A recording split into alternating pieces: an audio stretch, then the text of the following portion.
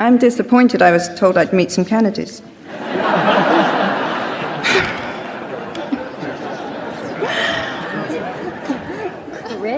You should know that among the British, being forced to watch a film in which people say how great you are is actually considered cruel and inhumane treatment. We are a people of the firm handshake.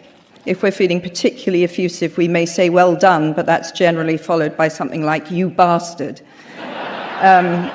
in case the recipient becomes inappropriately giddy. So I'm feeling very shaken, honestly, and I'm going to try and express why I feel so emotional about this award, and I'm going to try and do that quite briefly, because no one wants to hear from Nancy Pelosi more than I do. So, briefly then, on the top floor of my house in Edinburgh is a framed poster from Robert Kennedy's presidential run.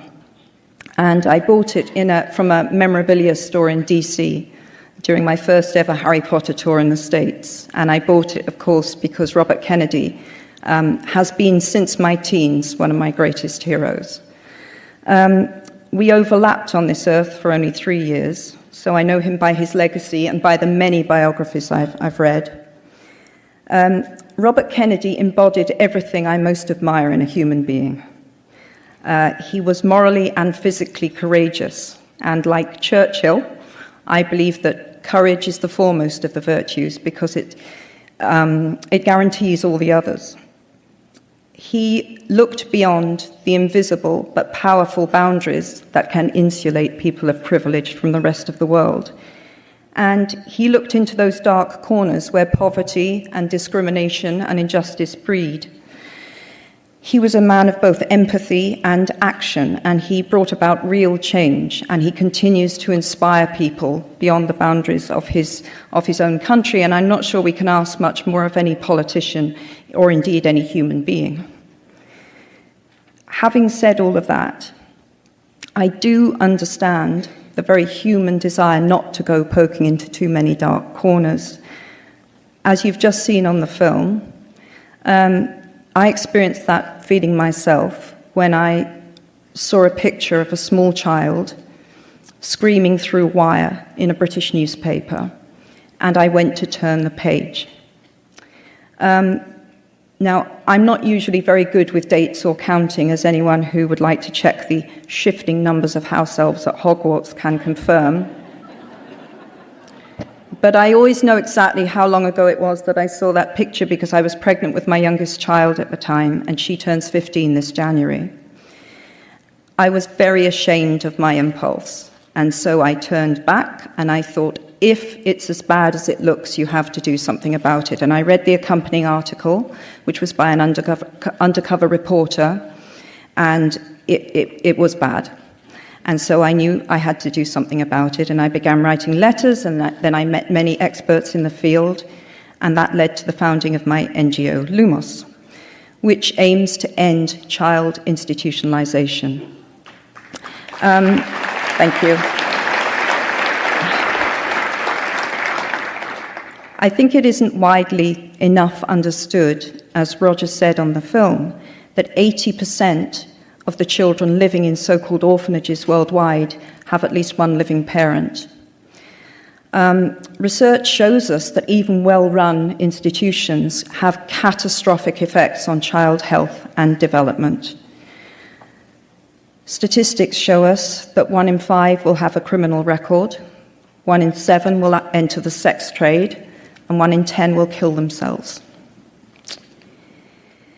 We know that many institutions are hotbeds of abuse, and we understand that parents are pressured and sometimes even tricked into giving up their children on the promise of food, healthcare, and education that they know isn't available anywhere else in their communities.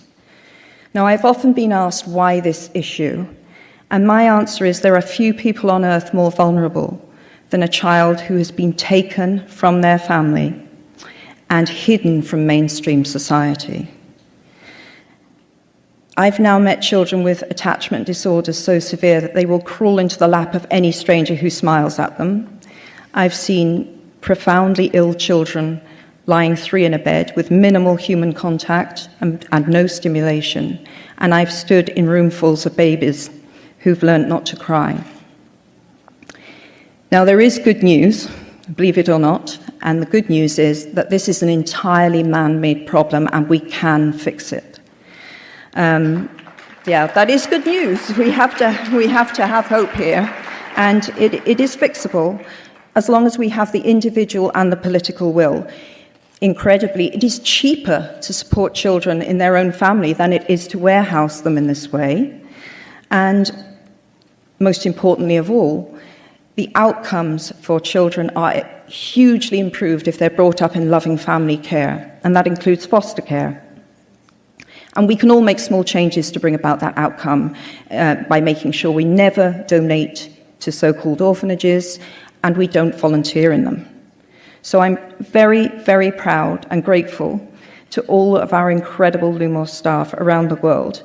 We're now providing support on deinstitutionalization to 50 countries globally, and we've so far helped just under 50,000 children directly, either moving them from institutions into loving families, often their own, or by preventing them entering the institution in the first place.